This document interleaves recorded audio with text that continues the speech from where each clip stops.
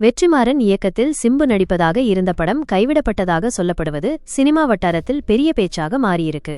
சிவாஜின்னு பேர் வச்சிருந்த இந்த படம் தயாரிப்பாளர் தானுவுக்கும் சிம்புவுக்கும் இடையே சம்பளப் பிரச்சினை வந்ததால நின்னு போச்சுன்னு தகவல்கள் வெளியாகியிருக்கு. படம் ஆரம்பிப்பதற்கு முன்னாடியே சிம்பு தன்னோட சம்பளத்தை அதிகமா கேட்டிருக்காராம். ஏற்கனவே பேசப்பட்ட சம்பளத்தை விட அதிகமா கேட்டது தானுவுக்கு கோபத்தை ஏற்படுத்தியிருக்கு. இதனால இரண்டு பேருக்கும் இடையே மனக்கசப்பு ஏற்பட்டு தானு இந்த படத்திலிருந்து விலக முடிவெடுத்ததா சொல்றாங்க. சாதாரணமா இப்படித்தான் சில படங்கள் பாதியிலேயே கைவிடப்படுறது உண்டு. நடிகர்கள் அவங்களோட மார்க்கெட் மதிப்பு அதிகமாயிடுச்சுன்னு சொல்லிட்டு ஆரம்பத்துல பேசின சம்பளத்தை விட அதிகமா கேட்கும்போது இந்த மாதிரி பிரச்சனைகள் வரலாம்.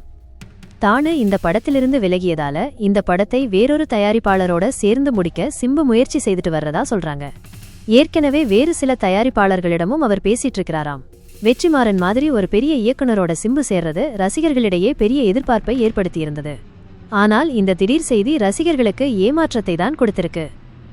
இந்த தகவல்கள் வரதுக்கு முன்னாடி படப்பிடிப்பு தளம் அமைப்பதில் ஏற்பட்ட தாமதம் காரணமாகத்தான் ஷூட்டிங் தள்ளி போகுதுன்னு சொல்லியிருந்தாங்க.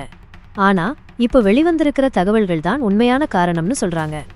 தானுவும் வெற்றிமாறனும் சேர்ந்து ஒரு படத்தை உருவாக்குறது தமிழ் சினிமாவுக்கு ஒரு நல்ல விஷயமா இருந்திருக்கும். இப்போ இந்த படம் கைவிடப்பட்டது ரசிகர்களுக்கு ஒரு பெரிய இழப்புதான். இந்த தகராறுக்கு ஒரு முடிவு கிடைச்சு படம் திரும்ப தொடங்குமா அல்லது முழுவதுமாக கைவிடப்படுமான்னு தெரியல. இது குறித்து அதிகாரப்பூர்வமான அறிவிப்பு இன்னும் வெளியாகல. பொறுத்திருந்து பார்ப்போம்.